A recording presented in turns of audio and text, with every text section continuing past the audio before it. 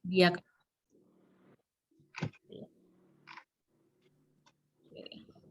lagi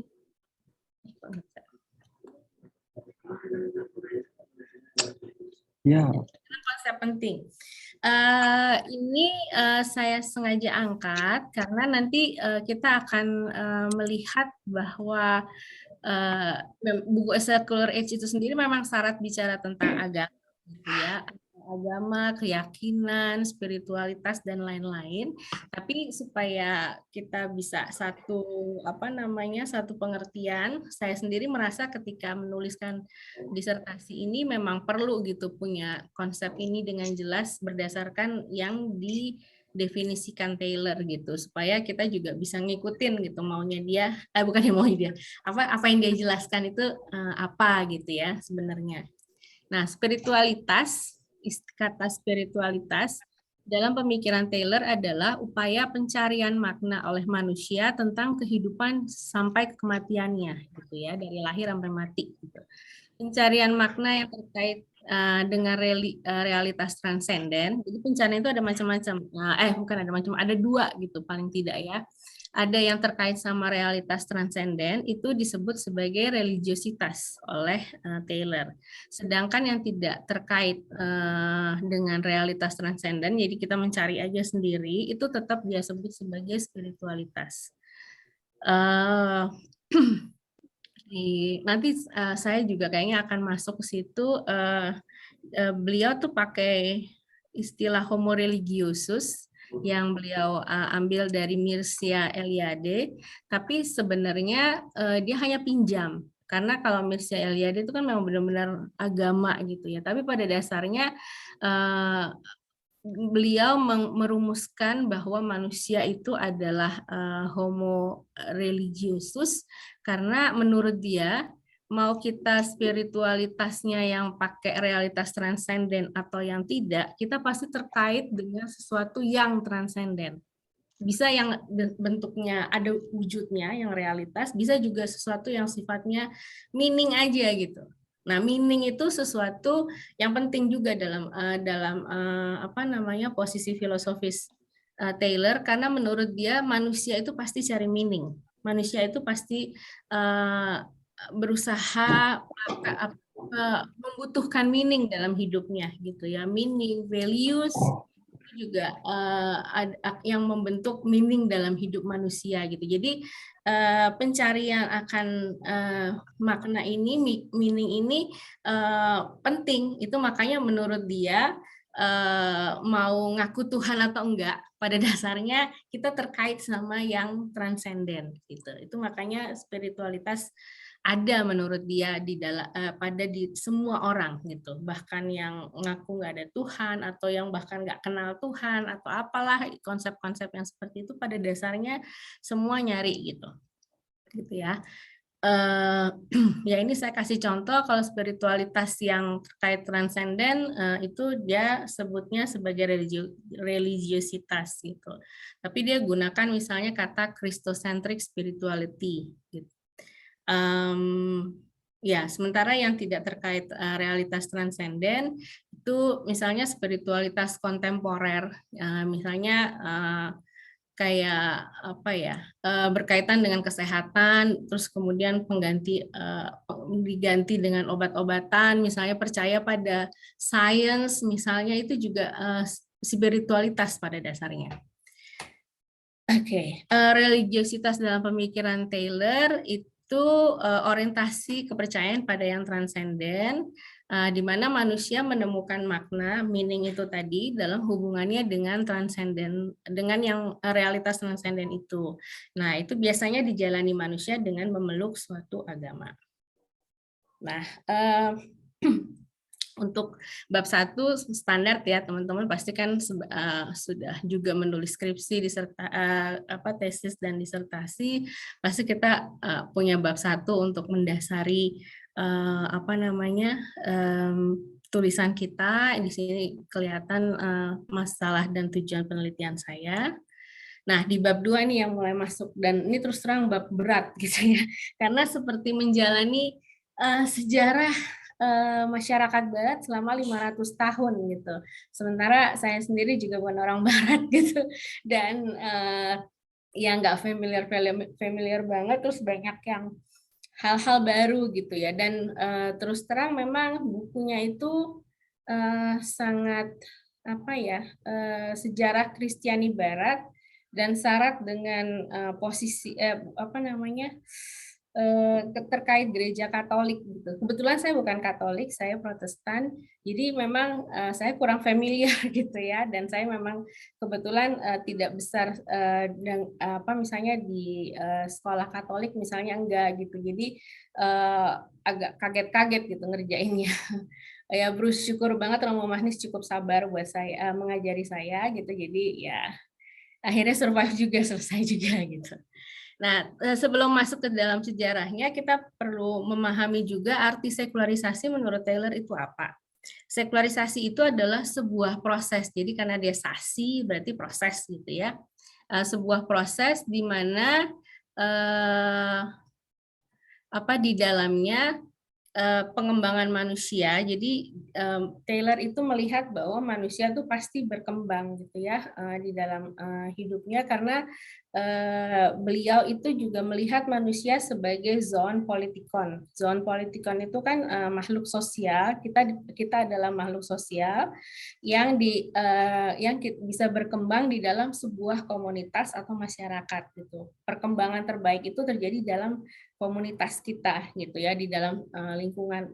At least kan manusia itu adalah bagian dari satu komunitas. Itu menurut Taylor demikian. Dan ya sederhananya kita pasti pertama-tama adalah komunitas ayah ibu kita gitu ya, atau siapapun yang membesarkan kita gitu. Terlepas apakah kita misalnya jadi berada dalam sebuah keluarga kandung atau atau jadi apa namanya, jadi anak anak tiri sekalipun, atau misalnya diangkat anak gitu, atau di panti asuhan, atau bahkan misalnya terbuang aja gitu ya di misalnya masyarakat miskin gitu, di gelandangan atau apa misalnya, tapi kan pasti ada lingkungan sekitar kita gitu. Jadi kita pasti mengalami perkembangan gitu, perkembangan bukan cuma fisik gitu ya, tapi misalnya ya itu tadi, karena manusia itu selalu mencari meaning. Nah, meaning itu kan dikembangkan dalam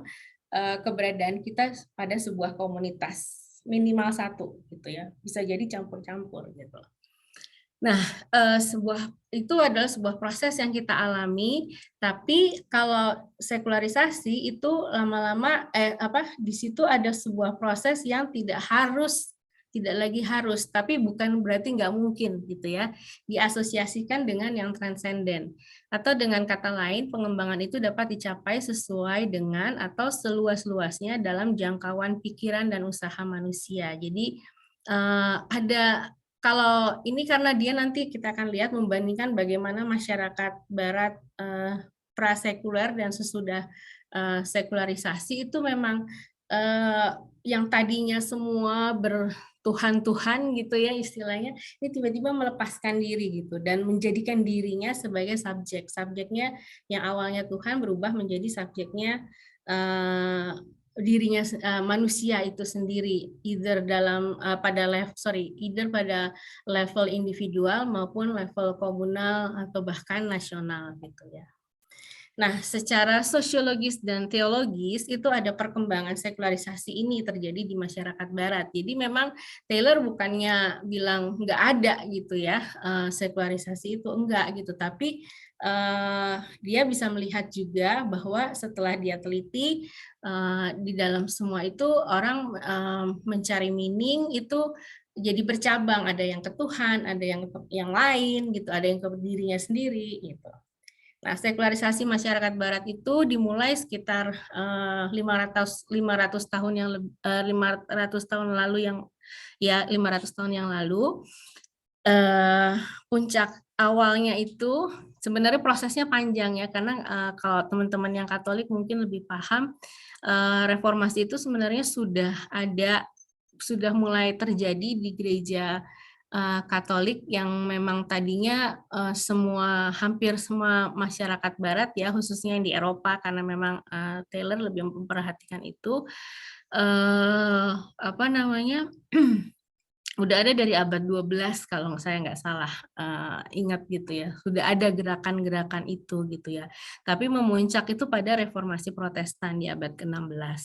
Nah, reformasi Protestan ini berjalan bersamaan dengan Renaissance yang terjadi pada abad ke-14 dan 17 gitu, yang juga menolong ya quote unquote menolong masyarakat Barat itu bergeser gitu dari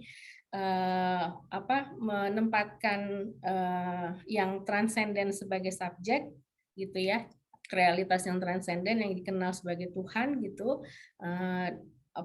dari situ bergeser ke arah dirinya sendiri gitu. Lalu kemudian lepas dari ketergantungan untuk mendapatkan meaning pada realitas transenden itu terjadi di pencerahan gitu ya. Nah, lama-lama akhirnya, tapi Tuhan nggak hilang gitu. Tuhan nggak hilang, cuma ya dipinggirin gitu. Lalu bergeser lagi ke masa deisme. Kalau teman-teman juga, saya yakin Bapak Ibu teman-teman paham ya arti deisme gitu. Tuhan ada, tapi dia cuma perancang di awal, selanjutnya silahkan manusia bergerak sendiri gitu. Lalu ada efek nova, di mana kepercayaan itu berkembang dengan luar biasa gitu ya. Kemudian juga macam-macam, maksudnya aliran-aliran agama lahir, terus kemudian juga apa yang namanya humanisme yang lepas gitu dari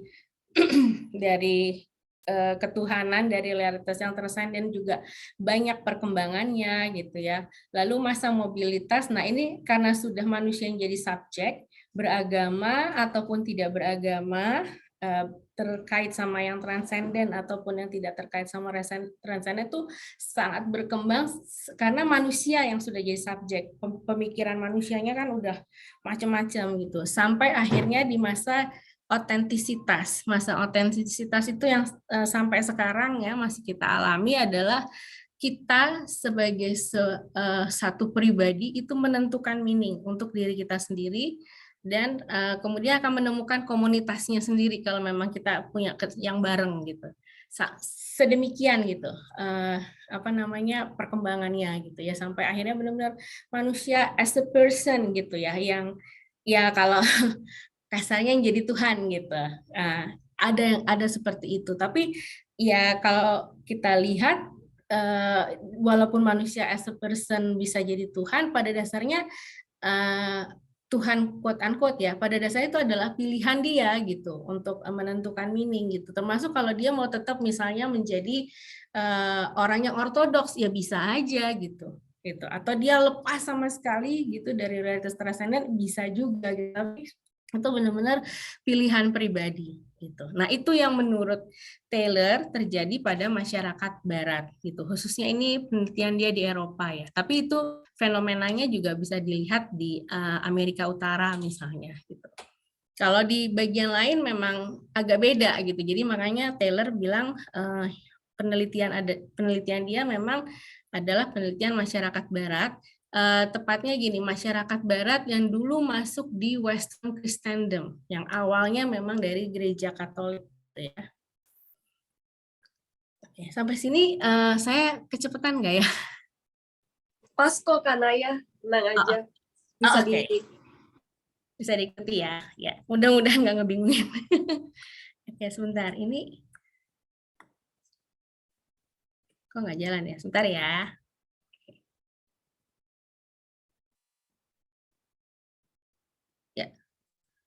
Nah, sekarang untuk menjadi pegangan kita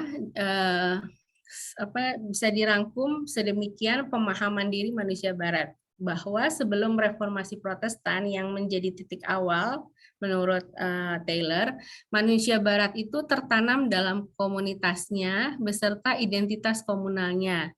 dalam kesatuan dengan kekuatan-kekuatan alam di sekitarnya dan dalam hubungan langsung dengan roh-roh dan semua yang gaib di sekitarnya itu, termasuk Tuhan ya. Itu jadi gini, orang dulu beragama gitu itu pakai konsep lama gitu, dan apa namanya, menyatu sekali gitu ya. Nah, makna hidup berasal dari ketertanaman tersebut. Mungkin kalau biar sederhana, jadi gini, menurut Taylor, waktu belum ada sekularisasi yang paling nyata terjadi setelah reformasi Protestan, maka manusia itu hidup dalam ketertanaman 3 lapis, istilahnya gitu.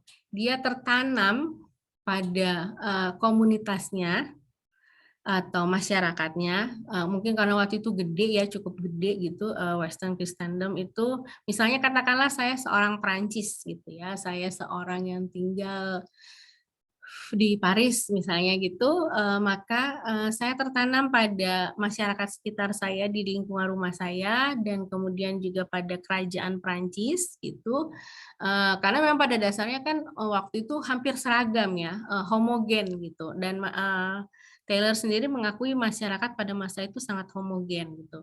Jadi saya tertanam pada masyarakat itu, pada komunitas saya yang di sekitar saya, pada alam di sekitar saya, itu kosmos gitu ya.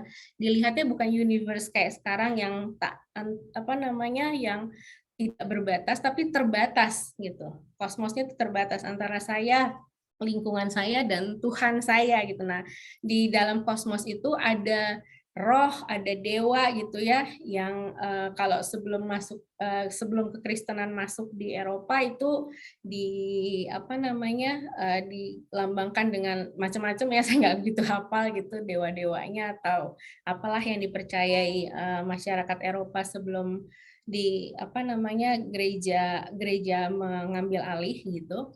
Nah, tapi setelah ada gereja ya Tuhan dipahaminya juga begitu. Jadi dia lekat sekali gitu pada ini gitu, pada komunitasnya, pada kosmosnya dan pada siapa yang menguasai kosmosnya gitu. Nah, waktu setelah masuk kekristenan konsep itu dipakai. Nah, itu yang di apa namanya dialami dan di mana manusia menemukan meaning dalam hidupnya, maknanya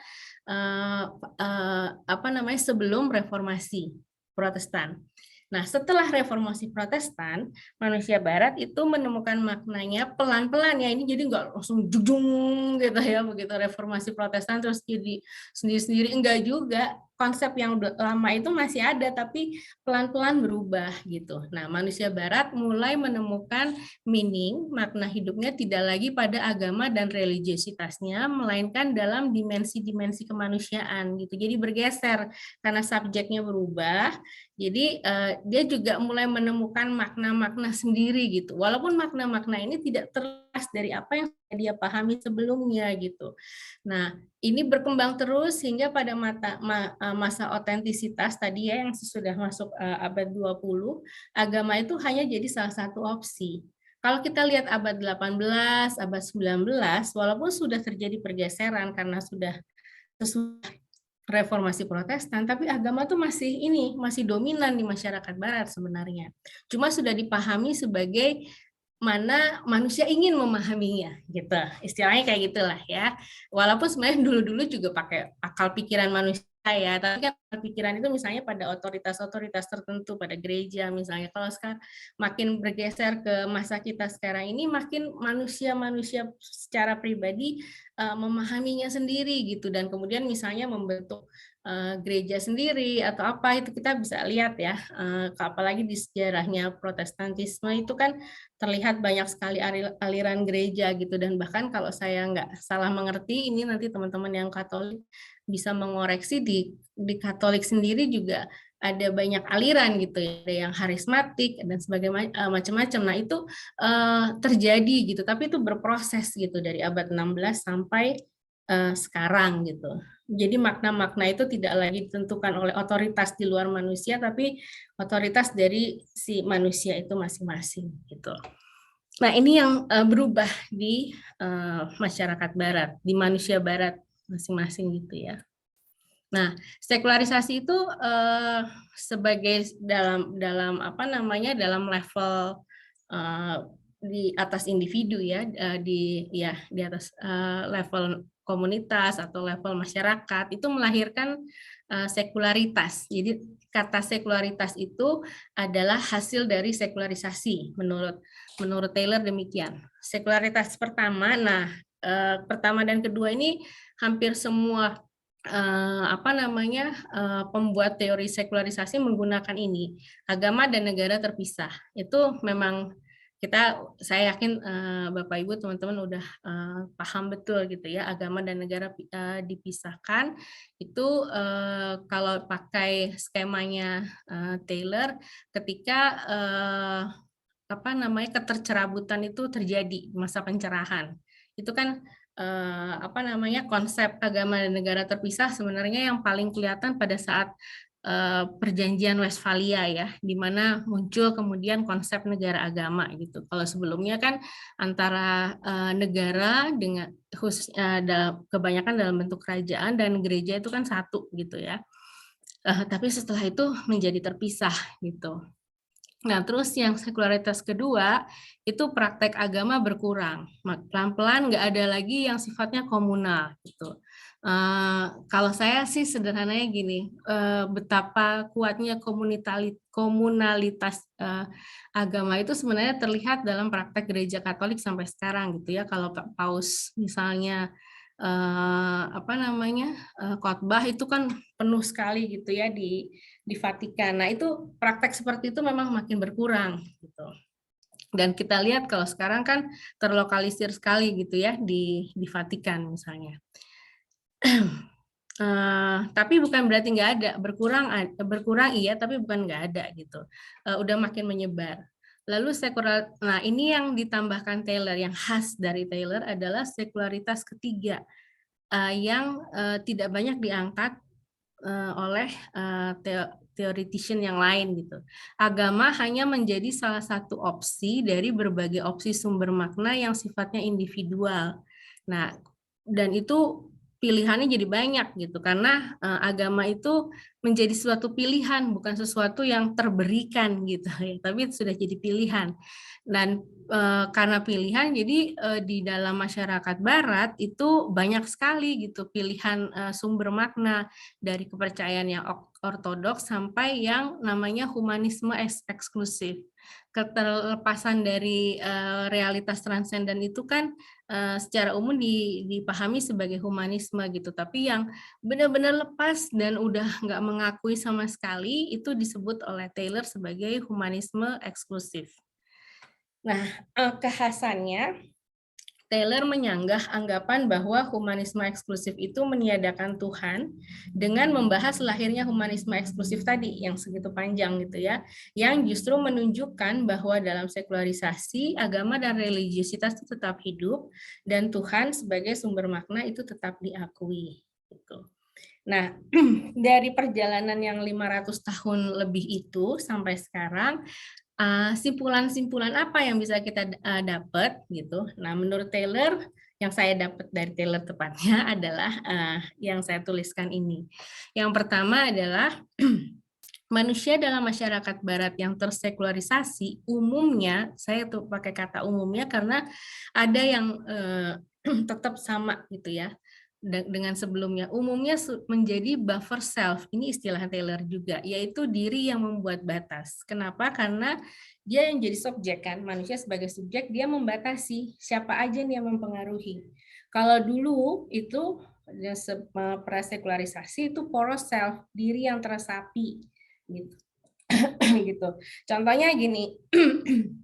Kalau dulu kan sebelum prasekuler itu dunia tuh enchantment banget ya, enchanted world gitu, ada segala peri apa segala macam itu bisa berefek gitu.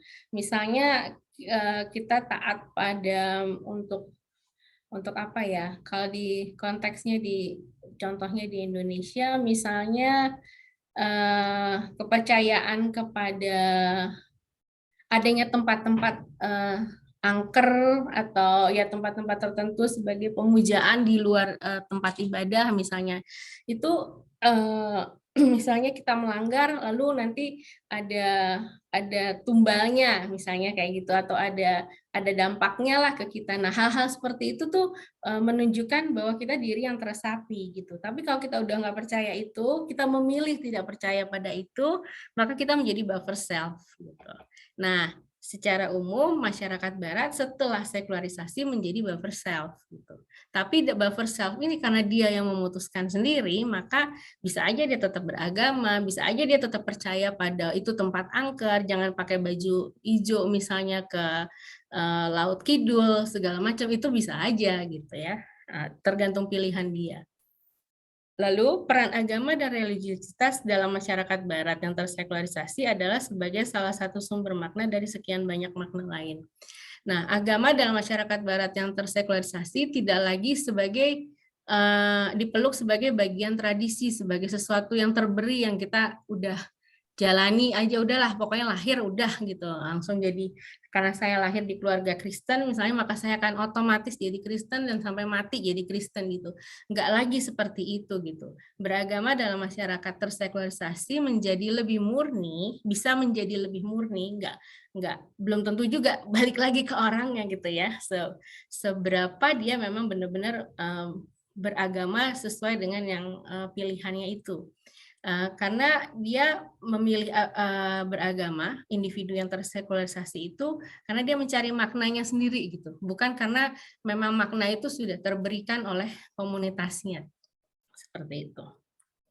Terus penghormatan dalam masyarakat tersekularisasi terhadap pilihan individu untuk memeluk keyakinan apapun melahirkan toleransi yang sifatnya individual. Ini yang terjadi di masyarakat barat.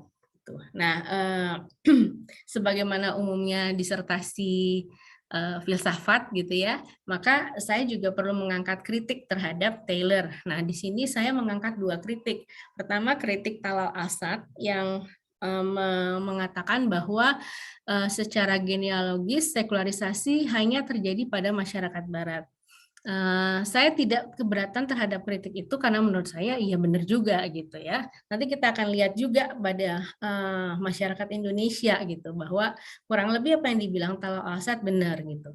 Tapi kritiknya Talal Asad ini sama satu lagi kritik dari Charles Larmor yang menyatakan bahwa yang Taylor argue gitu ya, bahwa agama tetap sebagai salah satu sumber makna itu sebenarnya pilihan rasionalitas saja kok, bukan masalah dia teresapi atau tidak gitu ya. Nah, tapi apapun keduanya yang keduanya sebutkan ini menurut saya itu justru memperkuat kekhasan teori sekularisasi Taylor bahwa agama itu sebenarnya tetap ada gitu ya. Baik di misalnya kita pakai kritiknya Talal Asad gitu bahwa nggak semua masyarakat mengalami yang kayak masyarakat barat gitu, soal agama nggak selalu tergeserkan misalnya, iya betul gitu ya.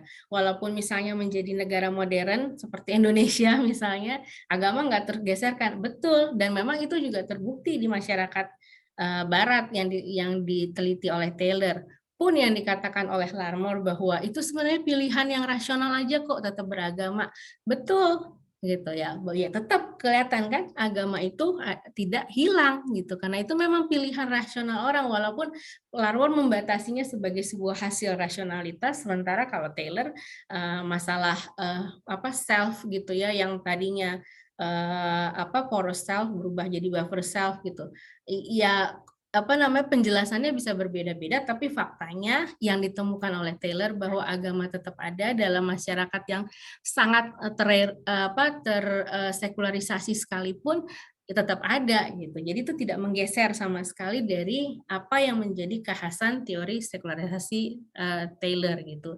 Dan ini menurut saya bisa menjawab kegelisahan sebagian masyarakat Indonesia yang meragukan bahwa modernisasi akan mengganggu religiositas. Sebenarnya enggak gitu. Dan ya kita lihat sendiri kan gitu ya, dalam keseharian hidup bangsa kita agama tuh masih sangat-sangat hidup walaupun kita memilih membentuk negara modern.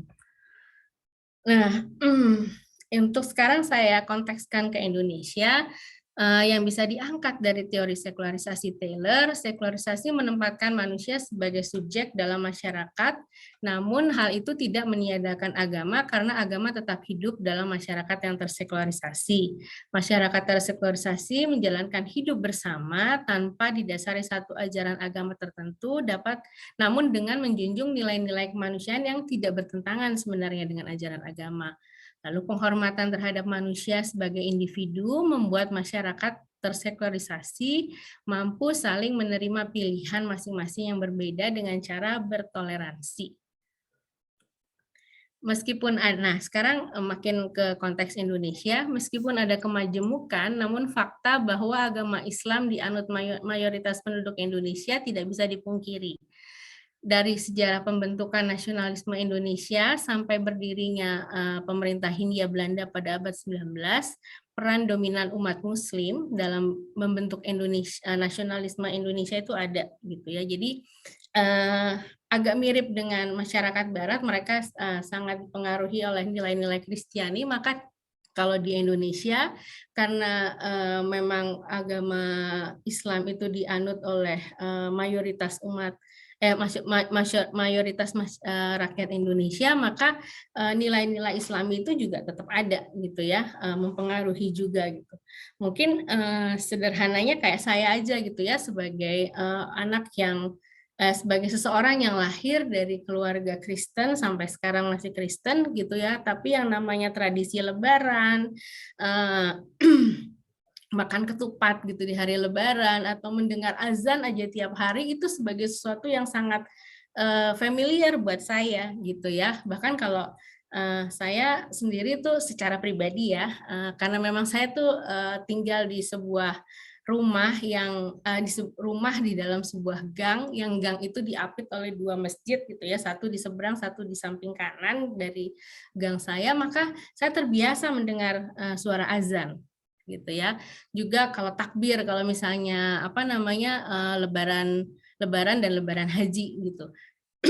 Nah, ketika saya tinggal di luar negeri, saya merindukan itu gitu. Itu udah bagian dari diri saya gitu ya. Walaupun saya tidak menaruh kepercayaan saya kepada Nabi Muhammad gitu, tapi tradisi Islam itu sudah menjadi bagian dari diri saya gitu. Jadi saya sudah terbiasa dengan sesuatu yang sifatnya beraneka ragam gitu. Walaupun kalau ditanya kamu percaya siapa, ya saya percaya Yesus Kristus gitu. Tapi tradisi keislaman itu sudah menjadi bagian dari diri saya gitu. Itu tanda bahwa di dalam di Indonesia gitu ya, kita sudah terbiasa dengan keberbedaan gitu ya. Makin kita keluar gitu ya dari daerah yang tidak seagama semua gitu, kita akan makin merasakan gitu bahwa kita dipengaruhi oleh banyak hal yang berbeda gitu. Namun umat Muslim sendiri ada yang mengambil, ini balik lagi ke sejarah, ada yang mengambil sikap untuk mengaitkan nasionalisme kepada ajaran agama, tapi ada juga yang mendasarkan nasionalismenya pada rasa sebangsa setanah air. Kaum Islam dalam kelompok kedua ini biasanya bersama-sama dengan dari agama lain mencari titik temu dan memunculkan diri sebagai kelompok nasionalis. Ini kita bicara sejarah ya. Meskipun demikian, kedua kelompok ini, baik yang tadi nasionalisme religius maupun yang nasionalis modern lah katakan gitu, sepakat untuk mencetuskan Sumpah Pemuda. Ini menunjukkan bahwa Sumpah Pemuda lahir bukan semata untuk bersatu mengusir penjajah, tapi bersatu untuk menjaga kemajemukan yang sudah menjadi ciri khas gitu dari bangsa Indonesia. Kita sudah, kalau sederhananya kita sudah terbiasa majemuk secara religiositas gitu ya dari dulu gitu. Karena majemuk Indonesia makanya memilih negara kebangsaan. Kita memilih sekularitas pertama kalau istilahnya Taylor gitu, bukan karena peran agama bukan karena agama dan negara mesti dipisah gitu ya, tapi karena memang seperti yang di Barat, kalau agama dan negara jadi mesti dipisahkan, karena menurut sejarah mereka tuh, kalau kita bicara sejarah mereka kan kadang-kadang ada kita bisa menemukan mereka merasa tertekan dulu gitu ya oleh gabungan gereja dan kerajaan gitu. Nah, kita masalahnya bukan di situ, kita masalahnya bukan masalah ya tepatnya, tapi pilihan kita memilih negara modern itu adalah karena kita memang sudah majemuk gitu. Kita nggak bisa pilih salah satu ajaran agama untuk menaungi agama yang lain gitu. Nggak ada bangsa kita, terutama sejak Sumpah Pemuda tidak memilih itu, tapi memilih apa yang bisa dirangkul bersama-sama. Itu sebabnya kita pilih negara kebangsaan gitu.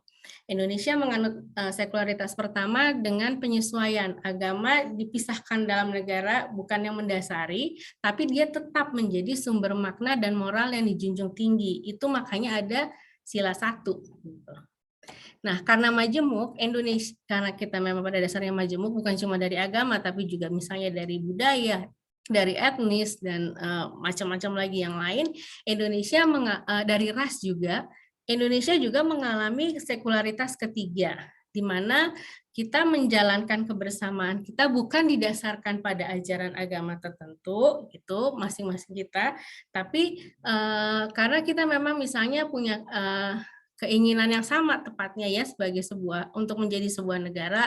Juga kalau misalnya kayak kita sekarang gitu, ini pasti kita agamanya bermacam-macam, tapi kita punya minat yang sama gitu untuk belajar gitu dari disertasi atau tesis-tesis yang mau dibahas. Nah itu bisa membuat kita menyatu dekat tanpa harus didasarkan pada ajaran agama kita masing-masing gitu. Tapi kalaupun ditarik ke ajaran agama kita masing-masing, kita bisa melihat ada hal-hal universal. Kita lagi mengusahakan kebaikan misalnya untuk diri kita sendiri dan nanti pengetahuan kita untuk orang banyak. Nah, itu juga sudah bisa mendorong gitu tanpa harus karena agama gitu. Kalau di masa prasekuler, kalau kita balik lagi ke masyarakat barat, itu dasarnya pasti agama gitu, atau dasarnya pasti yang ketertanaman 3 lapis itu gitu. Kalau kita nggak perlu itu gitu. Pada masyarakat yang modern yang kita jalani sekarang, kita tidak perlu lagi harus soal ketertanaman itu. Once kita punya satu ketertarikan tertentu, lalu punya tujuan yang tertentu yang sama, kita bisa jalan bareng gitu istilahnya gitu ya. Nah, secara konstitusional bentuk yang modern yang memang lahir dari sekularisasi barat tepatnya ya, konsep negara modern dan sebagainya itu dijaga di dalam UUD 45 dan Pancasila, termasuk juga peran agama gitu ya. Agama nggak hilang, beda dibanding dengan mungkin negara-negara Eropa gitu ya yang tidak jelas-jelas disebut agamanya. Kalau di Indonesia jelas gitu ya, ada sila pertama, lalu ada perlindungan kebebasan beragama dan berkepercayaan itu di pasal 29 UUD 45, lalu kebebasan beragama dan berkeyakinan sebagai hak asasi manusia juga ada di pasal 28 gitu. Jadi secara konstitusional itu jelas agama, religiositas itu nggak hilang gitu ya. Nah, ancaman terbesar terkait agama adalah argumen kaum radikal bahwa modernisasi masyarakat Indonesia yang pasti di dalamnya jadi ada sekularisasi itu menyebabkan Indonesia meninggalkan religiositas. Nah, argumen ini sebenarnya bisa dijawab dengan apa yang kita dapat dari analisa Taylor. Taylor menunjukkan bahwa sekularisasi tidak berarti agama ditiadakan, tapi justru agama diperkuat keberadaannya sebagai sumber makna, bukan lagi sebagai tradisi. Namun di sisi lain, karena sekularisasi itu memberi ruang pada kemajemukan, maka kemajemukan religiositas itu diterima dan dihargai, gitu ya. Agama dan religiositas terbukti tetap hidup dalam masyarakat yang tersekularisasi, bahkan yang sangat dalam sekularisasinya seperti masyarakat Barat, gitu ya.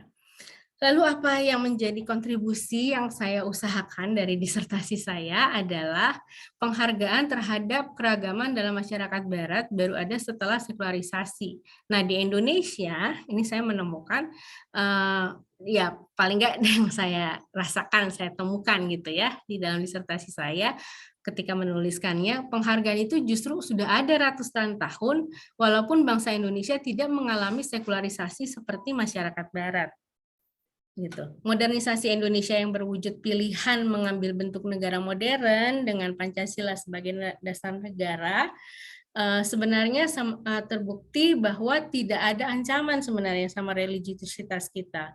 Pengakuan kesetaraan terhadap kepercayaan di masyarakat Barat baru terjadi setelah sekularisasi ketiga dan melahirkan toleransi individual. Tapi kalau kita sudah punya dari awal yang namanya toleransi komunal tradisional, gitu ya. Baik di dalam sebuah agama, misalnya kita lihat juga di agama Islam, walaupun saya nggak ahli nih ya yang ini, tapi misalnya ada tradisi NU, ada tradisi Muhammadiyah, gitu ya. Nah, itu masih bisa tetap hidup bersama gitu di Indonesia pun antar agama, gitu ya. Di dalam agama Protestan sendiri misalnya gitu ada aliran Pentakosta, ada aliran yang konvensional gitu segala macam, itu tetap bisa hidup bersama sebenarnya. Jadi kita udah terbiasa gitu toleransi gitu ya. Yang perlu kita pelajari mungkin adalah belajar menjadi toleran secara individual. Bagaimana kita bisa tetap bertoleransi walaupun kita nggak harus terkait sama putusan-putusan komunitas yang kita menjadi bagian di dalamnya. Nah, itu yang mungkin kita bisa pelajari dari masyarakat Barat. Walaupun nggak semua selalu toleran ya. Kalau bicara di perkembangan di Amerika misalnya sekarang gitu, nanti kalau teman-teman mau tanya boleh, itu juga toleransi juga lagi sedang terkikis dikit-dikit. Bukti bahwa sekularisasi pertama dan ketiga yang dialami Indonesia tidak mengancam religiusitas. Kenapa? Karena kita tidak mengalami sekularisasi kedua, yaitu penurunan praktek keagamaan. Kita jelas sangat-sangat masyarakat yang religius. Kalau sederhananya, saya mengatakan bahwa kita adalah masyarakat religius yang menggunakan konsep negara modern untuk bersatu. Jadi dipakai aja gitu konsepnya, tapi sebenarnya kita masih sangat-sangat religius. Gitu ya. Mengapa kita bisa sampai nggak ada tuh sekularisasi kedua? Karena secara sosiologis dan teologis kita tidak mengalami yang dialami oleh masyarakat Barat. Masyarakat Indonesia masih beragama sebagai bagian dari identitas komunalnya. Berbagai kegiatan di ruang publik masih kelihatan gitu ya. Bahkan orang cenderung melakukan kegiatan bersama di ruang publik itu untuk mentaati ajaran agamanya. Jadi di sini justru di Indonesia kita bisa melihat bahwa kita tuh bisa sebenarnya justru bisa mensinkronkan antara nilai-nilai kemanusiaan yang sifatnya universal dengan nilai-nilai keagamaan kita gitu. Kalau kita lihat misalnya konsep moderasi beragama misalnya itu lahir dari situ gitu. Kalau menurut saya gitu ya, karena kita bisa mensinkronkan gitu sesuatu yang sifatnya universal dengan mendasarkannya pada ajaran agama kita masing-masing. Gitu. Nah, itu yang bisa kita temukan di Indonesia. Novumnya ini ceritanya gitu ya, temuannya dengan merefleksikan kehidupan beragama di Indonesia terhadap teori sekularisasi Taylor, maka terbukti Pancasila dan modernisasi dalam banyak dimensi kehidupan di Indonesia sesungguhnya tidak mengancam religiusitas. Modernisasi yang diterangi oleh Pancasila justru memberi ruang bagi setiap rakyat Indonesia menjalankan religiusitasnya dengan sungguh-sungguh, sekaligus berkontribusi untuk menciptakan dan memelihara sikap saling menghormati atas semua kemajemukan yang ada. Nah, ini refleksinya. Ini saya tambahin kalau di sidang sih nggak ada ini ya. Sebenarnya kita bisa menjadi manusia yang religius, tapi nggak perlu alergi terhadap yang sekuler dan mampu bersikap sekuler dalam arti menerima perbedaan. Tapi kalau kita juga jadi manusia sekuler yang nggak mau, ya maksudnya geser gitulah ya. Karena saya memberikan ruang gitu seandainya ada teman-teman atau bapak ibu yang tidak lagi percaya kepada Tuhan gitu, kita atau juga ya manusia sekuler itu pada dasarnya kan memilih sendiri gitu ya mau beragama atau tidak gitu. Nah kita juga nggak perlu religius, kita nggak perlu alergi terhadap yang religius karena sifat sekuler itu sebenarnya sudah mengandaikan sikap sudah mengandaikan menerima perbedaan gitu. Jadi harusnya bisa beriman tapi sekuler tapi beriman gitu kalau mau main bahasanya. Ya, demikian yang bisa saya sampaikan. Mudah-mudahan nggak bikin pusing. Terima kasih. Saya stop sharingnya. Oke, baik. Sekali lagi terima kasih banyak, Kak Naya. Terima kasih untuk pemaparan materi dari disertasinya yang begitu menarik gitu ya, dan juga luar biasa, banyak sekali insight-insight yang baru yang bisa kita dapatkan. Tenang Kak, itu nggak bikin pusing, tapi itu justru menarik banget gitu. Mungkin Kak Naya bisa sambil minum dulu Kak, gitu ya, sambil istirahat sebentar, ambil nafas, sambil minum dulu. Nah, untuk Sobat Guyup yang ingin bertanya bisa langsung ya di kolom chat, ataupun juga yang ingin bertanya secara langsung bisa raise hand juga. Kita juga bisa berikan apresiasi gitu ya kepada Kanaya dengan memberikan emoticon di situ di Zoom dengan emoticon applause gitu ya. Sekali lagi terima kasih banyak ya, Kanaya luar biasa. Lalu juga sambil menunggu gitu ya, di sini sudah ada 2 pertanyaan gitu ya yang cukup panjang dan juga sebenarnya menarik gitu. Kalau misalnya memang dari di sini ada OCOM, BTD, dan juga Pak Kons Danggur, kalau misalnya ingin bertanya secara langsung bisa langsung raise hand saja, nanti saya akan memberikan kesempatan kepada masing-masing gitu ya. Lalu juga kita akan sambil menunggu Kanaya ya, Bapak, Ibu, Saudara-saudari. Oke, sebelumnya juga, iya, apa Kak. Kanaya mohon maaf juga, ternyata PSLI juga tidak bisa ternyata untuk live streaming khususnya pada hari ini gitu ya. Apalagi katanya teman-teman Kanaya ingin menyaksikan langsung gitu ya dari YouTube, tapi mohon maaf sekali karena ada permasalahan teknis gitu Kak, jadi nggak bisa dikoneksikan gitu. Jadi mohon maaf sekali juga untuk Kanaya dan juga Sobat Guyup semua gitu ya. Lalu apakah ada yang ingin bertanya secara langsung? Kalau misalnya ada, bisa langsung raise hand saja. Tetapi kalau misalnya belum, saya akan membacakan dari chat dulu ya, Kanaya. Ini dari OCOM BTD, tidak ada nama personalnya. Nanti kalau misalnya ada yang ingin direspon, bisa langsung di unmute saja ya, Bapak, Ibu, Saudara-saudari. Oke, pertanyaannya begini, Kak. Apakah kemajemukan sebagai salah satu sebab bahwa agama cuma dipandang dari hubungan manusia dengan Tuhannya saja dalam ranah ritual? Artinya, jika kita menerima sebuah budaya di lingkungan kita yang bias dengan unsur-unsur agama selain agama kita, maka itu tidak akan merusak nilai-nilai keimanan kita dalam beragama. Mohon penjelasannya Mbak Naya, terima kasih. Boleh langsung direspon, Kak Naya? Ya, terima kasih. Ya, makasih Mbak Riren.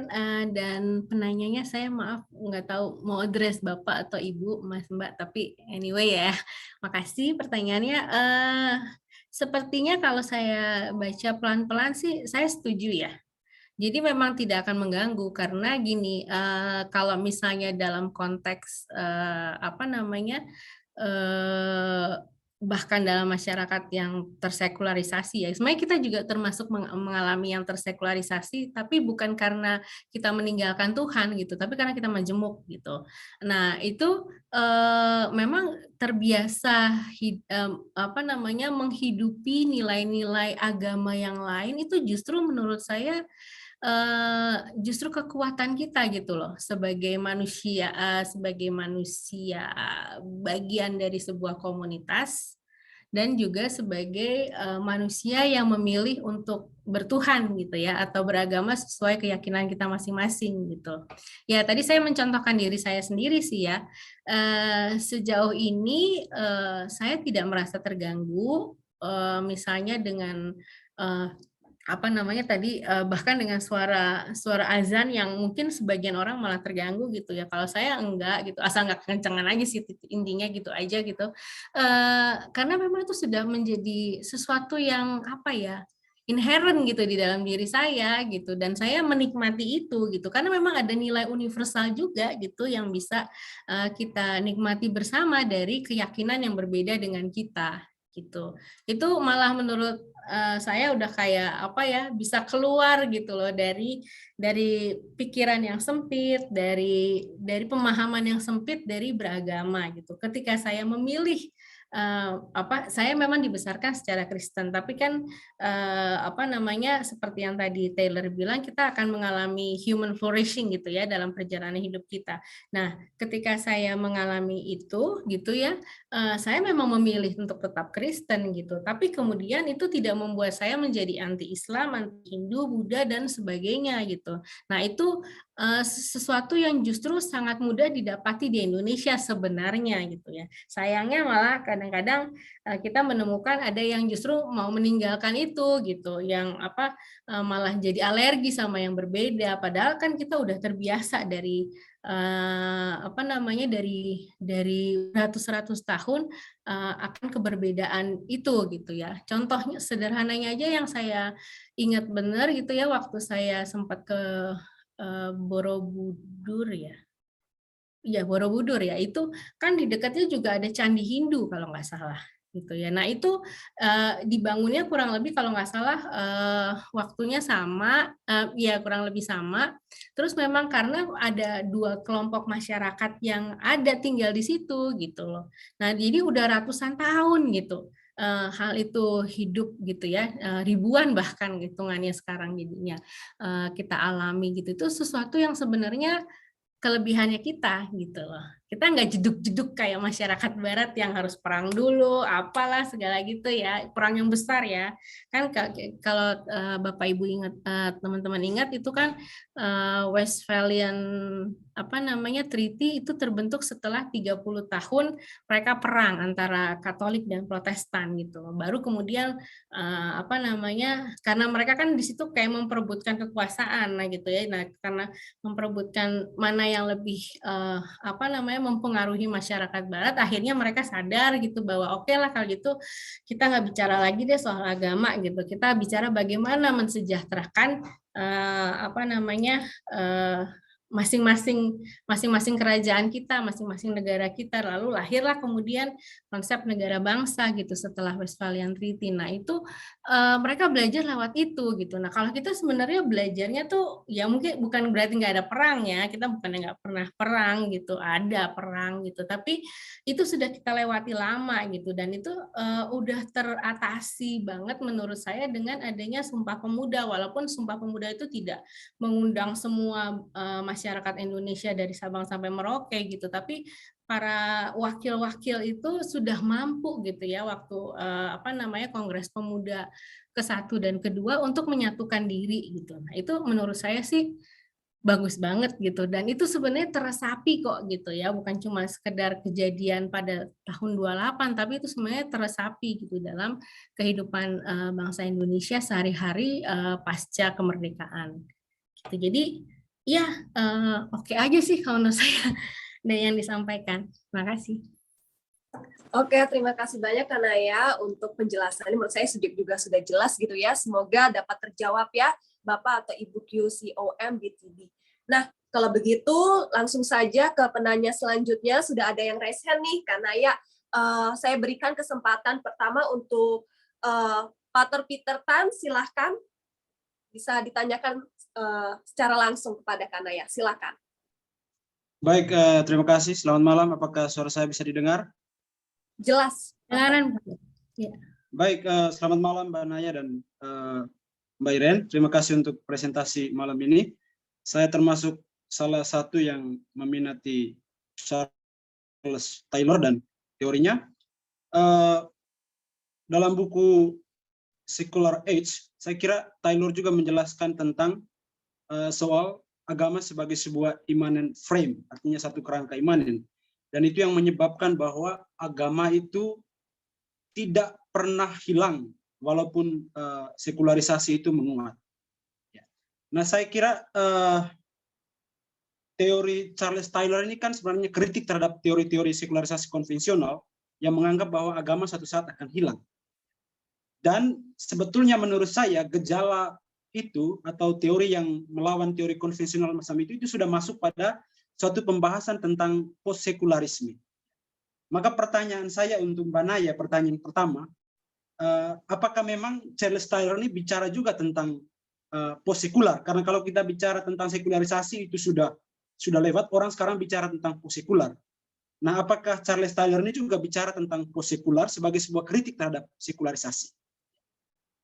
Itu yang pertama. Kemudian yang kedua ini mungkin hanya sekadar tanggapan saja, dan nanti bisa ditanggapi balik oleh Mbak Naya. Saya kira seperti yang tadi sudah dijelaskan bahwa Charles Taylor ini kan dia menyusun teorinya sebagai sebuah kritik terhadap teori-teori konvensional, dan itu sudah mengandaikan bahwa Charles Taylor ini membangun teorinya dalam konteks masyarakat Barat yang memang sudah mengalami sekularisasi. Nah, kalau kita lihat di Barat memang seperti yang tadi sudah dijelaskan, pertanda sekularisasi itu adalah bahwa ada pemisahan antara agama dan politik secara jelas. Ada pemisahan yang jelas antara ruang sekular dan ruang saklar. Ruang sekular dan ruang sakral. Ya. Nah, di Indonesia kan, persoalannya kita di Indonesia kan kita belum mengalami sekularisasi. Kita belum mengalami sekularisasi seperti yang terjadi di Barat. Dari dulu agama masih kuat di ruang publik, bahkan suara-suara agama itu semakin gencar dan tidak pernah hilang. Dan tadi Mbak Naya mengatakan bahwa sekularisasi jenis yang kedua, yaitu bahwa di Indonesia itu tidak Indonesia tidak mengalami sekularisasi atau agama semakin kuat. Tadi dalam penjelasan Mbak Naya menjelaskan bahwa itu satu hal yang positif di Indonesia. Tapi menurut saya itu justru menjadi sebuah hal yang problematis. Justru karena kita tidak mengalami sekularisasi, maka sekarang agama justru suara-suara agama itu justru makin kuat, dan kecenderungan kelompok radikal ada di dalam ruang publik juga justru semakin kuat. Justru karena sekularisasi itu belum menguat. Jadi menurut saya justru dengan tidak adanya sekularisasi itu menyebabkan radikalisme itu bertumbuh secara kuat. Bisa ditanggapi balik oleh Mbak Naya. Mungkin itu dua tanggapan dari saya. Terima kasih. Silakan Kak Naya direspon. Baik, terima kasih Pak Ter. Ya, kalau saya sejauh ini memang tidak membaca Taylor itu menggunakan istilah post-sekular gitu ya. Nggak tahu kalau pembacaan saya masih kurang gitu, tapi kayaknya beliau tuh nggak pakai itu. Dan saya memahaminya kenapa beliau tidak pakai istilah itu dan tidak mau mengatakan bahwa post-sekular itu menggunakan istilah itulah intinya gitu ya. Karena saya melihat beliau itu kan memakai ada masa otentisitas ya. The age of authenticity. Nah, the age of authenticity itu sebenarnya kalau misalnya melihat apa yang dia sampaikan itu sebenarnya masih tetap terjadi itu sekarang. Sederhananya gini, kayak yang sekarang ini nih terjadi di Amerika gitu ya. Sekarang kan ada pergulatan tentang misalnya yang paling anyar adalah kemarin Supreme Court itu memutuskan mencabut hak konstitusional untuk melakukan aborsi secara legal. Jadi sekarang ilegal lah itu aborsi gitu intinya di Amerika. Nah, ini sebenarnya adalah bagian dari authenticity gitu kalau memakai cara pikir Taylor. Kenapa? Karena ini adalah otentisitas dari kaum konservatif yang sekarang ini menguasai Supreme Court gitu ya, judge-nya di sana, hakim-hakimnya di sana banyak yang dari kaum konservatif atau paling tidak pendukungnya adalah kaum konservatif gitu, yang kembali memunculkan nilai-nilai konservatif gitu. Padahal sudah sekian lama, sekitar 45 tahun aborsi itu legal gitu ya, dan sebenarnya aborsi ini sendiri juga debatable gitu ya, karena kadang ada pada kasus tertentu perempuan harus melakukan aborsi gitu ya. Terus juga ada juga yang Mungkin karena kebayang ya di masyarakat barat termasuk di Amerika tentunya itu kan seks bebas itu ditemukan dengan sangat mudah gitu ya, bahkan dididik gitu ya. Sebenarnya saya nggak anti dididiknya sih, cuma maksudnya udah dianggap biasa gitu loh, seks dulu gitu sebelum nikah gitu ya, tinggal bareng dulu sebelum nikah, itu kan sesuatu yang kayaknya udah biasa banget, either kita setuju atau enggak itu udah ada gitu, dan kemudian menghasilkan kehamilan misalnya ya bisa aja terjadi gitu ya. Nah, ini perebutan otentisitas sih menurut saya gitu. Dan itu masih di dalam masa authenticity yang disebut oleh Taylor gitu. Itu makanya mungkin dia tidak melihat perlu menggunakan kata pasca sekularisasi. Gitu. Karena sekularisasi itu sendiri masih berlangsung.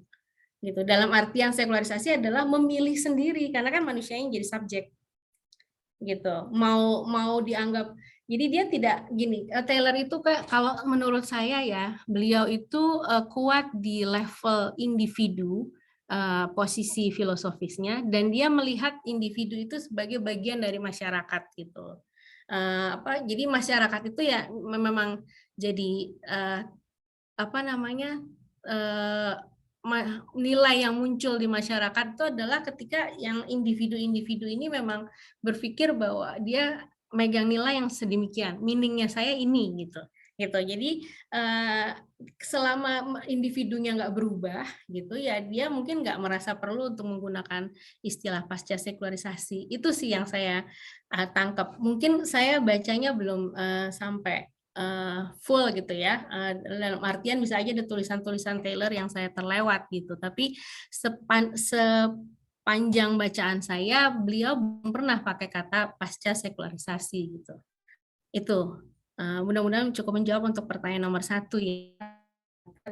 Nah, pertanyaan kedua, betul di Indonesia itu memang nggak ada pemisahan ya, tapi saya sendiri merasa sepertinya memang sulit kalau mau Indonesia itu mirip masyarakat Barat, bahwa sekuler dan yang sekuler dan sakral dipisahkan benar-benar, gitu. Karena di Pancasila aja di sila 1 gitu loh, udah susah tuh gesernya gitu lah.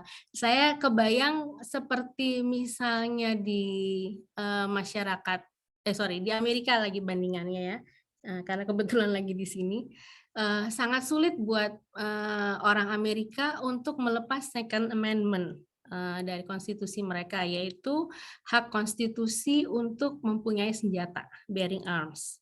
Itu setengah mati itu, biar udah ada pembunuhan berpuluh-puluh ratusan kali di sini gitu ya, nggak efek tuh ngilangin hak konstitusi itu gitu ya. Ya sama juga dengan kita gitu, Pancasila kayaknya nggak mungkin gitu dibuang sila satunya gitu, karena sebenarnya sila 1 itu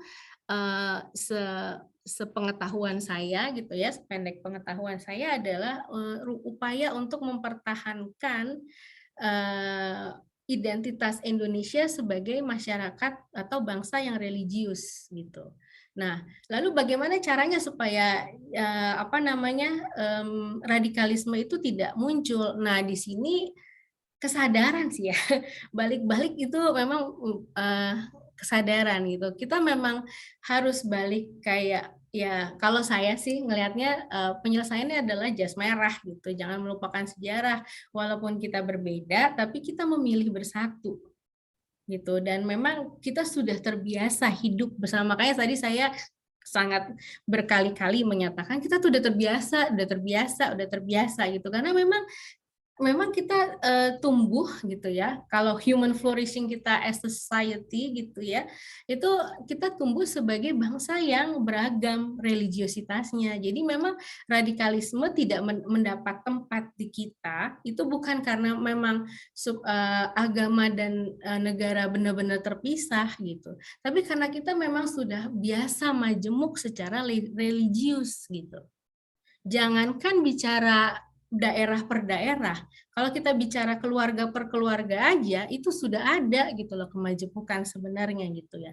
Dan saya kebetulan adalah anak yang ya bukan anak, apa namanya, orang yang memiliki keluarga yang majemuk juga gitu, walaupun ayah ibu saya Kristen, tapi mertua saya Muslim, misalnya seperti itu. Itu keluarga besar suami saya juga Muslim gitu. Jadi udah biasa gitu. Terus saya juga ya punya sahabat orang Hindu yang kayak gitu-gitu, itu udah biasa gitu sebenarnya gitu. Jadi sebenarnya ini nih yang menurut saya perlu diangkat gitu ya, supaya radikalisme itu tidak merajalela gitu, yaitu identitas kita gitu ya, pengenalan diri kita sebagai bangsa Indonesia adalah bangsa yang beragam, titik, nggak usah dibilang lebih-lebih yang ini lebih mayoritas atau apa, sebenarnya nggak perlu gitu. Supaya apa? Supaya konsepnya itu nggak hilang gitu, konsep diri kita. Kalau kita pakai pemikiran Taylor gitu ya, self kita itu jelas adalah saya orang Indonesia yang saya orang Indonesia yang means saya adalah bangsa yang majemuk religiositasnya. Pada titik itu udah jelas sebenarnya radikalisme dibatasi jadinya. Gitu sih Pater yang saya kepikir. Terima kasih.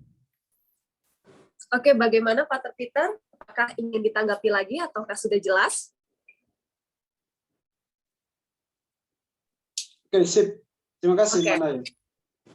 Oke, terima kasih Kanaya dan juga Pater Peter untuk pertanyaan dan juga penjelasannya. Kalau begitu kita langsung saja juga ke penanya selanjutnya. Ada Pak Aktobi Gozali. Silakan Pak untuk bertanya secara langsung.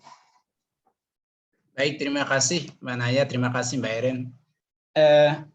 Mungkin langsung aja.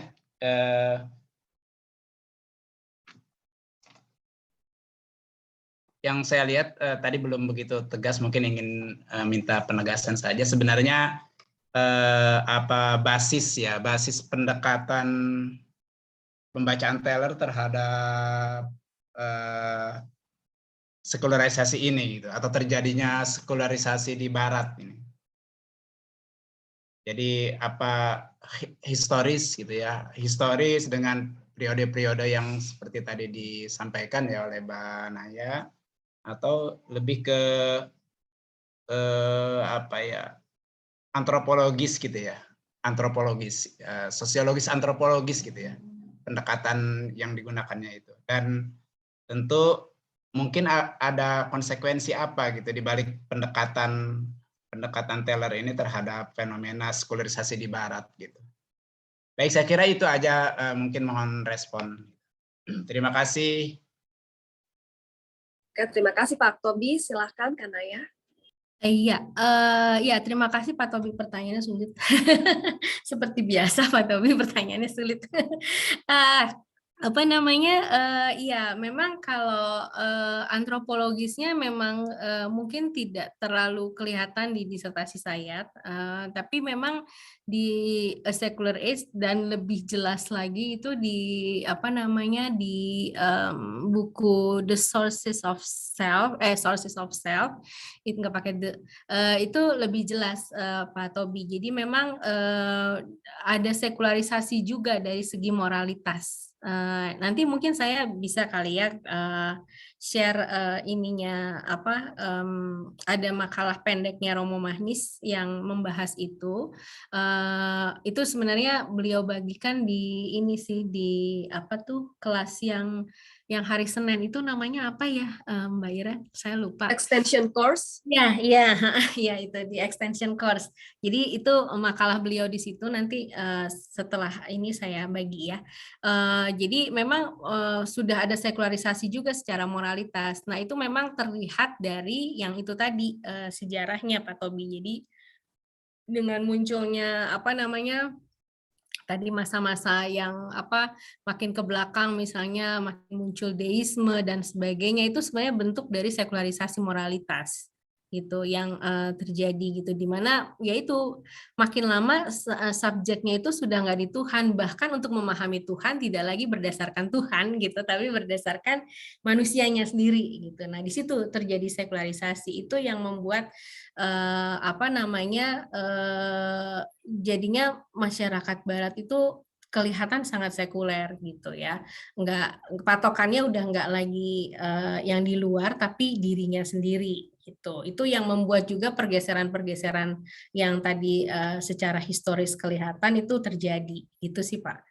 Basisnya jadi itu, memang dia basisnya tetap antropologi seperti yang Pak Tobi katakan gitu, cuma memang karena tujuan dari disertasi saya itu lebih ke arah ingin menjawab itu tadi gitu loh, apakah memang modernisasi itu berbahaya buat religiositas gitu, maka saya fokusnya lebih ke arah sosiohistoris gitu, tapi pada dasarnya secara antropologis memang ada pergeseran gitu.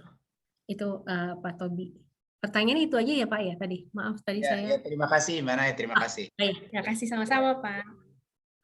Oke, terima kasih sekali lagi Pak Tobi dan juga Kanaya. Lalu untuk selanjutnya ada sebelum ke Pak Dito Anurogo, kita akan ke Pak Kons Danggur dulu. Pak Kons, apakah ingin bertanya secara langsung atau ingin dibacakan saja pertanyaannya? Kalau ingin bertanya secara langsung bisa di-unmute, Pak. Oke. Kalau begitu, saya bacakan saja ya, Kanaya, pertanyaan dari Pak Kons Danggur. Terima kasih materinya, Bu Naya. Sila pertama Pancasila, ketuhanan, resepsi semua nilai agama dalam masyarakat majemuk Indonesia, termasuk di luar 6 agama resmi. Bagaimana pandangan Tyler terhadap nilai yang terresepsi tersebut? Mohon pencerahannya. Terima kasih Pak Kons. Ini maksudnya apakah misalnya Taylor menerima di luar 6 agama itu atau gimana ya maksudnya ya Pak ya? Mohon maaf minta ini konfirmasi. Apakah Pak Kons? Boleh konfirmasinya Pak Kons supaya bisa lebih jelas dijawab oleh Kanaya.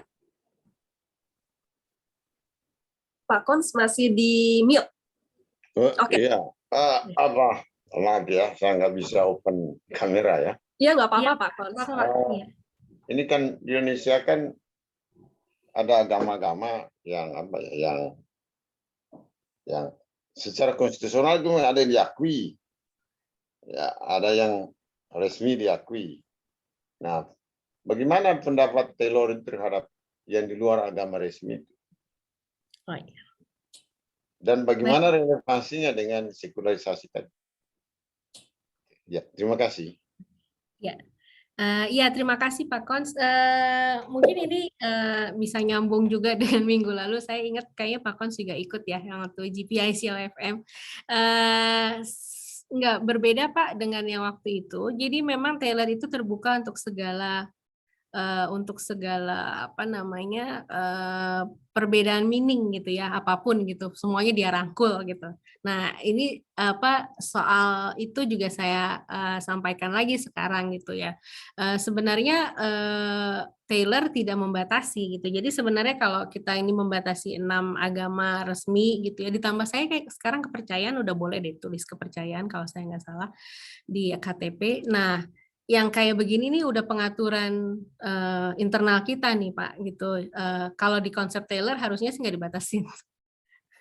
Dan mungkin kalau Taylor ya karena dia masyarakat Barat ya di sini kan nggak ditulis agama sih Pak gitu. Jadi memang harusnya sih nggak perlu dibatasi. Kalau misalnya kita pakai cara pikir Taylor gitu menurut saya. Jadi mau agama apa juga boleh asal tidak bertentangan seperti yang saya sampaikan juga minggu lalu dan mungkin saya lupa ya menekankan di sini.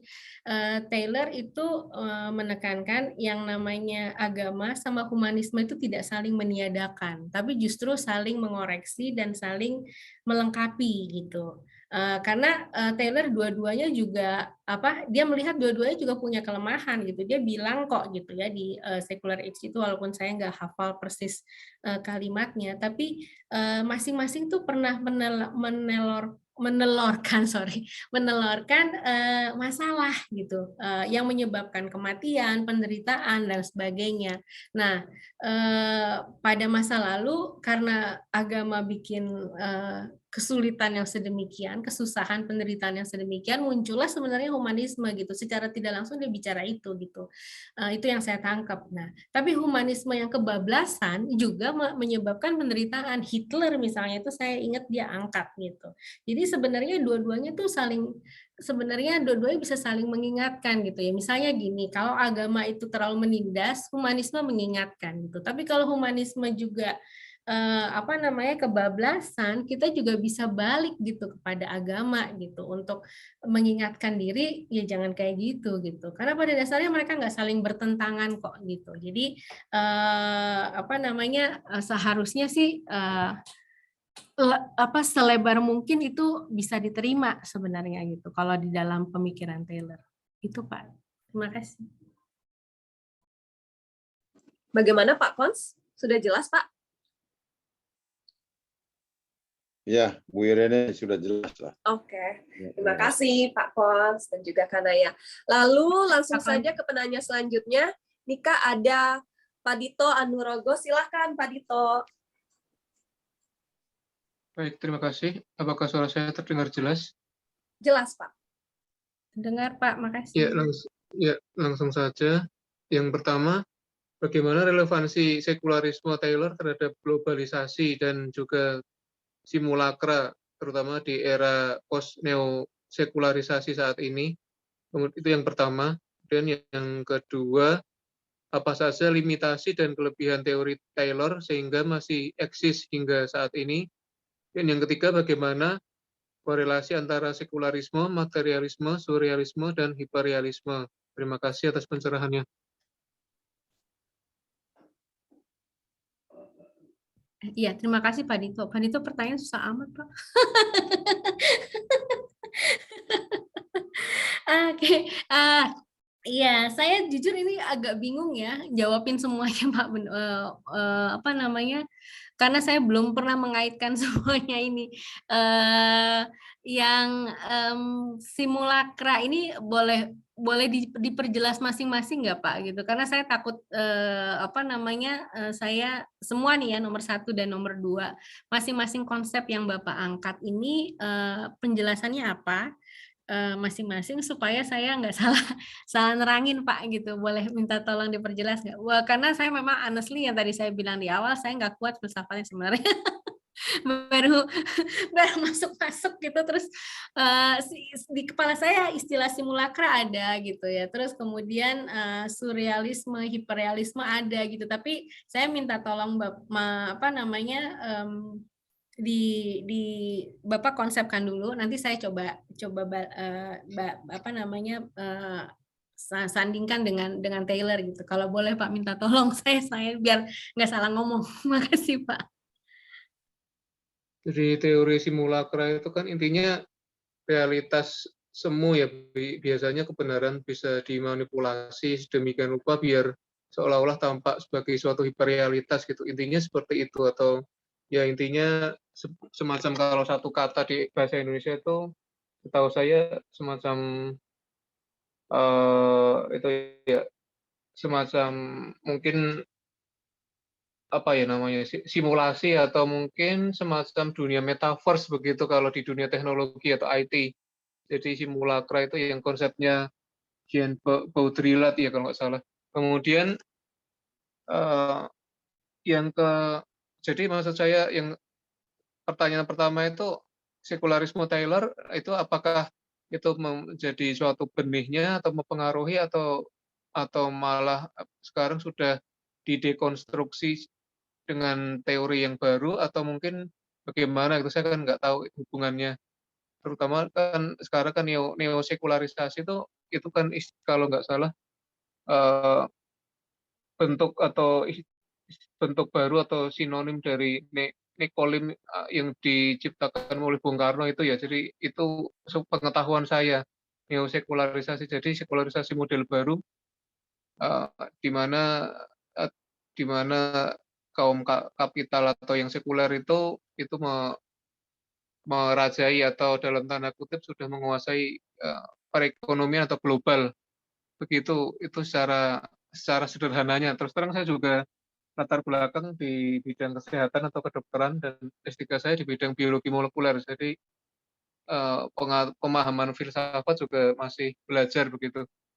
Dan kalau yang kedua kan apa yang menjadi teori Taylor itu masih bisa dikaji, itu maksudnya dari sisi bangunan berpikirnya atau konstruksinya itu apa yang biasanya kan suatu isme itu setahu saya kan mengandung kelemahan. Nah, kelemahan di dalam filsafat tuh bisa menjadi suatu kekuatan juga. Nah, itu yang ingin saya tanyakan, apa yang menjadi kelebihan dan kekurangan teori Taylor sehingga menjadi unik ya. Jadi masih bisa dikaitkan dengan relevansi mungkin suasana Indonesia saat inilah, kalau nggak bisa dikatakan dunia global begitu. Dan kalau yang ketiga ya korelasinya kan secara sederhana kan semuanya sama-sama merupakan bentuk isme. Apakah mereka semua antara sekularisme, materialisme, surrealisme, dan hiperrealisme itu saling mempengaruhi, atau mungkin yang pertama benihnya yang mana dulu, terus memunculkan yang lainnya, atau mungkin yang satu melawan yang lain, misalnya sekularisme itu benih dari materialisme, atau mungkin mereka semua saling menegasikan. Saya belum tahu, makanya saya bertanya begitu. Ya, mohon pencerahannya. Iya, baik, makasih Pak Dito. Terima kasih sudah bersedia menjelaskan yang Bapak tanyakan. Jadi saya sudah mudah-mudahan bisa meraba dan menjawab dengan tepat gitu ya, meraba jawabannya dan memberikan jawaban yang tepat. Ya, untuk yang pertama itu apa namanya, ini yang angan bagaimana? Kalau saya tadi menyederhanakannya bilangnya yang angan-angan gitu ya, simulakra yang dikonsepsikan sendiri. Menurut saya itu ruangnya diberikan oleh Taylor pada authenticity, pada the age of authenticity dari abad 20 seterusnya sampai sekarang. Jadi apa yang tadi Bapak bayangkan sebagai simulakra gitu ya di era post neosekularisasi itu memang apa yang terjadi gitu loh Pak. Salah satu dari sekian banyak yang terjadi di masa otentisitas dan mungkin akarnya di sebelum-sebelumnya gitu ya. Kalau kita bicara konteks masyarakat barat, dan kemudian itu kan memang mempengaruhi ke banyak belahan dunia lainnya karena memang dunia barat menguasai teknologi dan informasi gitu ya. Jadi tersebarlah gitu apa yang berkembang di mereka tersebar ke belahan dunia lainnya gitu. Jadi Taylor tidak bicara secara khusus tentang itu gitu ya, tapi memang karena tadi manusia yang menjadi subjek gitu ya, dia sendiri yang menentukan meaning dan sebagainya, bahwa kemudian ada pengaruh simulakra dan kemudian membentuk konsep-konsep sendiri gitu, itu sesuatu yang memang terjadi Pak gitu, dan bisa aja itu menjadi sumber meaning gitu ya, sumber makna buat orang yang menganutnya gitu. Taylor memberi ruang buat itu gitu. Jadi ya di situ balik lagi. Jadi dia memang tidak bahas secara khusus itu simulakra apa dan segala macam gitu ya. Maksudnya itu mempengaruhinya sebagaimana gimana? Enggak, dia cuma kayak ya ini ada yang terjadi, ini ada yang terjadi gitu, dan disinilah kelihatan bahwa justru munculnya simulakra dan segala macam itu adalah contoh bahwa itulah contoh dari masa otentisitas di mana manusia benar-benar menjadi subjek buat dirinya sendiri gitu.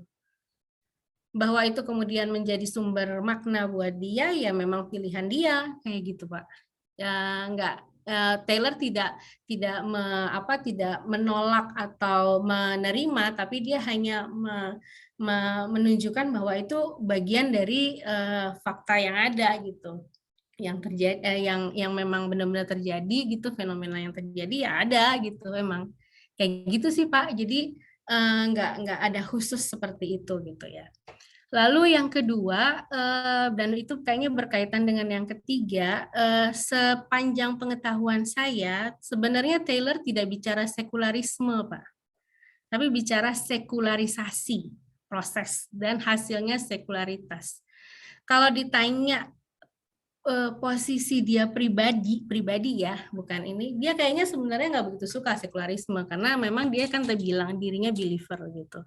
Jadi dia sebenarnya nggak bicara isme-isme gitu, dia hanya membicarakan proses yang terjadi gitu ya. Kalau di GPIC OFM kemarin ada Pak siapa saya lupa, beliau mengajar di Presiden University.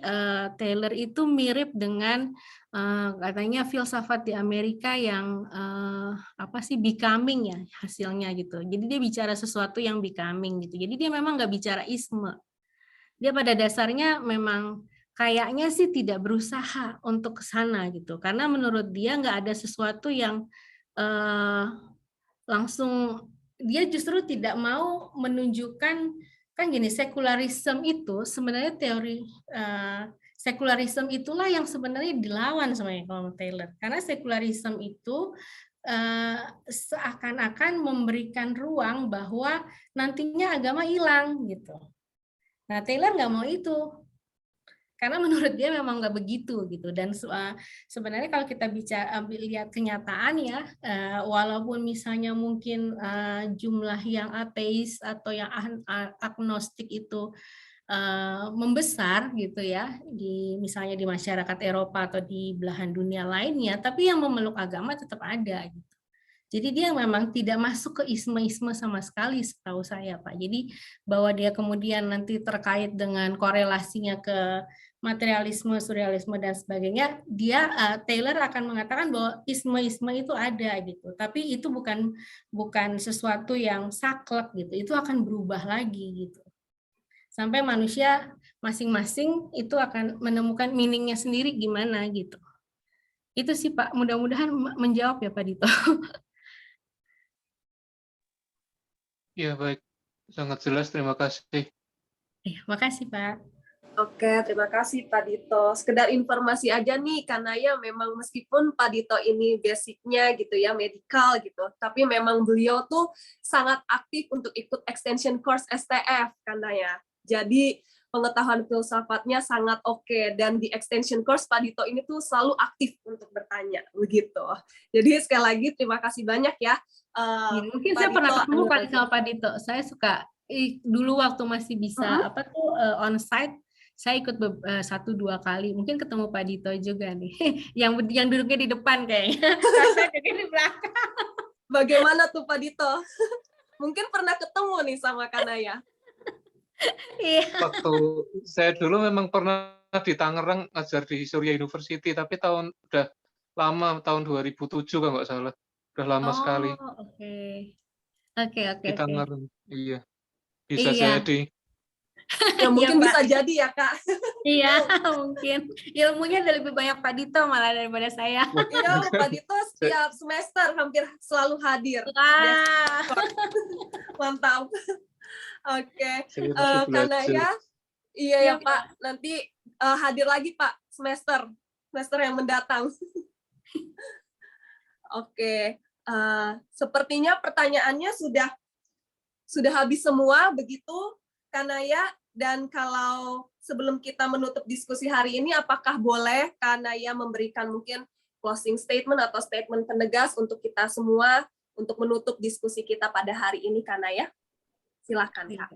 Baik, makasih Mbak Iren. Kalau dari saya sendiri, ya saya saya ngambil ini nilai etisnya aja kali ya dari karyanya Taylor, dan dari interaksi saya sendiri dengan beliau gitu ya. Beliau itu sangat terbuka dengan segala pemikiran, terbuka juga dengan segala background gitu.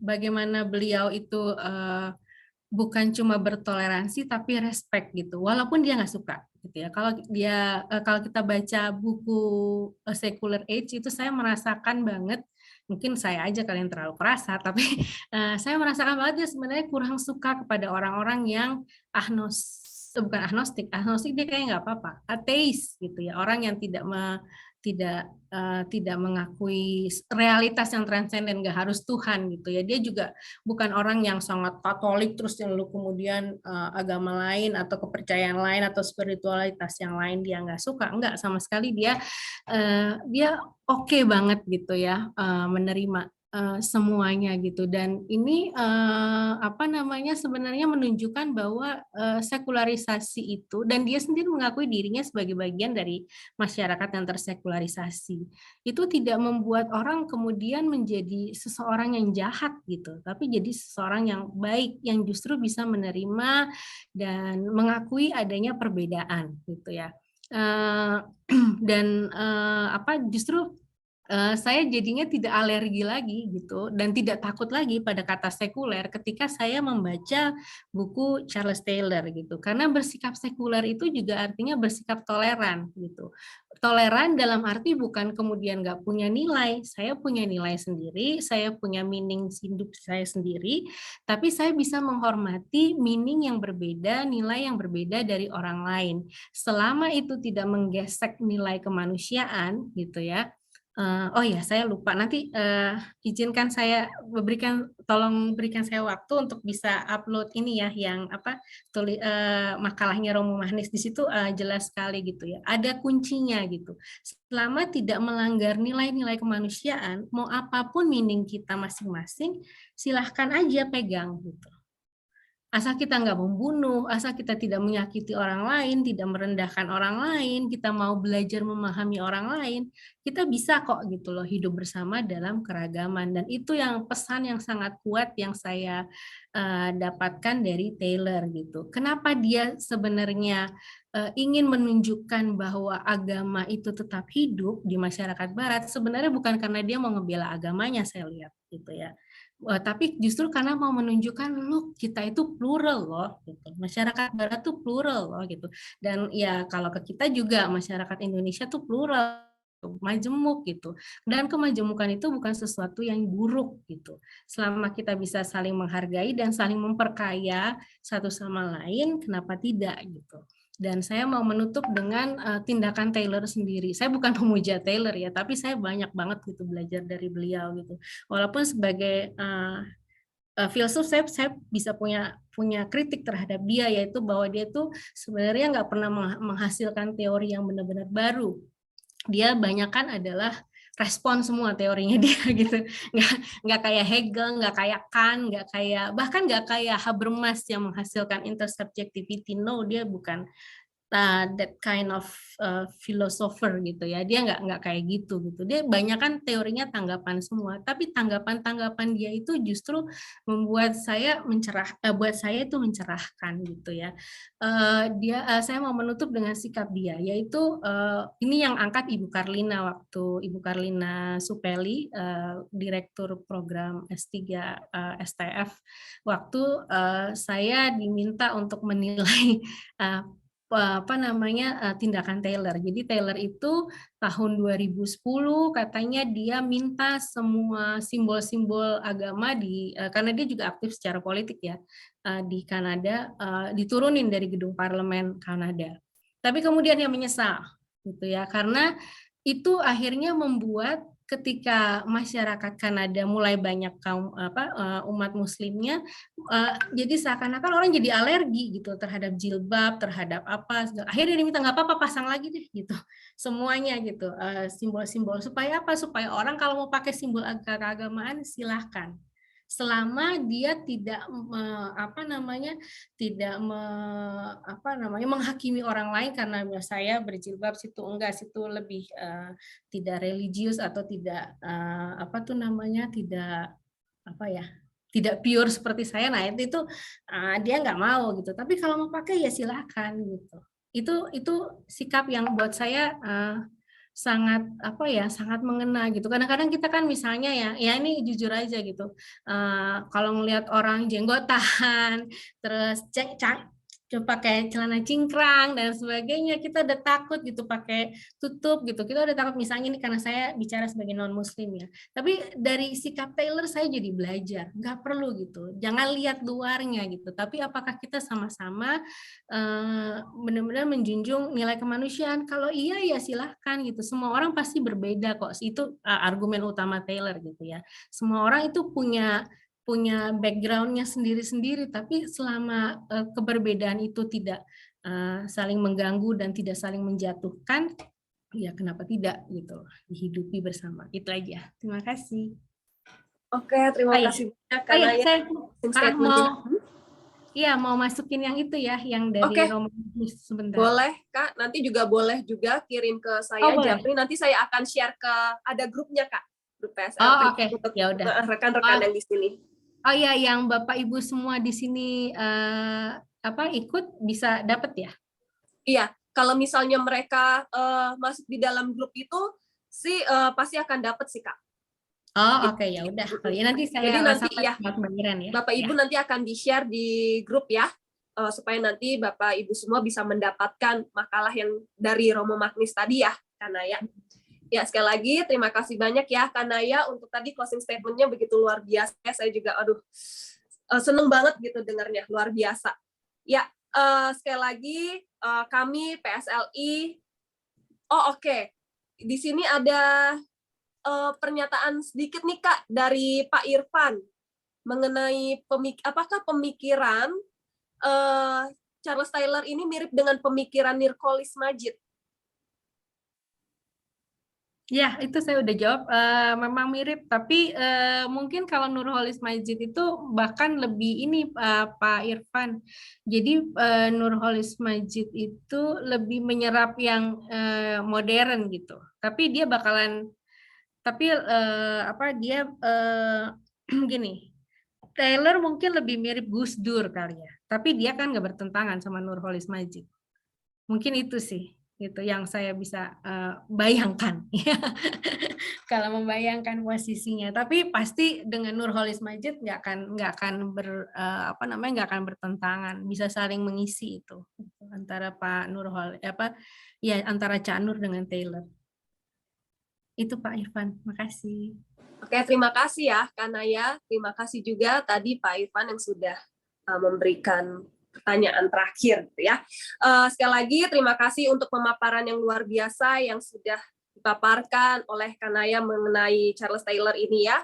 Lalu juga terima kasih untuk waktu juga yang udah disediakan oleh Kanaya gitu ya, perbedaan waktu ya Kak, 11 jam tapi Kanaya tetap mau bersedia. Jadi terima kasih banyak PSLI ucapkan kepada Kanaya yang mau menyempatkan dirinya untuk berbagi ilmu, terkhususnya tentang disertasi Kanaya sendiri di diskusi PSLI ini, ya, di bedah tesis disertasi. Dan kami semua tim PSLI sekali lagi mengucapkan terima kasih juga kepada Bapak Ibu, saudara-saudari semua, Sobat Guyup atas partisipasi aktifnya, gitu ya, sehingga diskusi ini juga dapat berjalan dengan baik, lancar, dan juga aktif, begitu ya. Pertanyaan-pertanyaan yang Bapak Ibu juga lontarkan itu sangat menarik, sangat luar biasa, memperkaya kita satu sama lain.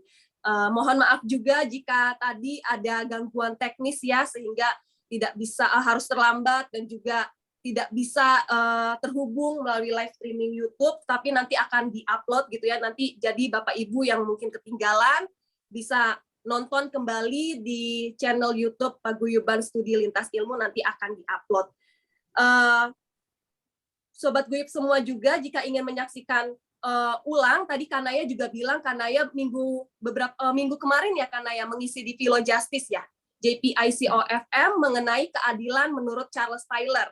Nah, untuk Bapak Ibu, saudara-saudari mungkin yang punya ketertarikan khusus gitu ya untuk melihat bagaimana keadilan menurut Charles Taylor ini yang belum sempat menyaksikan, mungkin juga bisa menyaksikannya di kanal YouTube-nya JPICO-FM, tinggal di-search aja keadilan menurut Charles Taylor, nanti Bapak Ibu, saudara-saudari semua bisa langsung mengeceknya dan melihatnya untuk kembali memperdalam lagi nih, memperluas cakrawala pengetahuan kita, terutama tentang Charles Taylor ini ya. Dan sebagai informasi kepada kita semua bahwa Sabtu depan, begitu ya. Kita akan kembali lagi pada seri bedah tesis disertasi seri ke-8 dengan tema komodifikasi disiplin klinis dalam jasa perawatan kecantikan dengan narasumber Dr. Sri Murlianti, alumna Universitas Gadjah Mada, Yogyakarta. Begitu. Jadi sekali lagi terima kasih banyak untuk Kanaya, kami semua ucapkan, dan juga Bapak Ibu semua, selamat malam. Terima kasih sudah hadir pada diskusi hari ini. Selamat melanjutkan aktivitasnya kembali. Salam sehat selalu. Terima kasih banyak, Kanaya, Bapak Ibu semua. Terima kasih, Mbak Iren, Bunda, ya. maaf. Makasih. Iya, Kanaya. Maaf, minta izin tadi saya barusan pas nemu, jadi saya barusan kirim di chat yang PDF saya sama yang PDF dari Romo Mahnis. Kalau misalnya, iya, misalnya Bapak Ibu yang di sini kebetulan ada yang nggak ikut di bisa dapat gitu. Nah, nanti saya kirim lagi tetap ke Mbak Iren. Oke, baik ya Bapak Ibu bisa langsung dicek ya. Nanti saya juga akan kirimkan kembali ke grup. Oke, untuk makalah hari ini dan juga makalah dari Romo Magnis. Sekali lagi terima kasih banyak Kanaya, Bapak Ibu semua. Sampai jumpa Sabtu Terima depan. kasih, sampai jumpa. Salam sehat semua. Saya langsung ya Iren ya. Iya. Oke, bye. Pamit ya. Ya, bye Bunda ya. Terima kasih.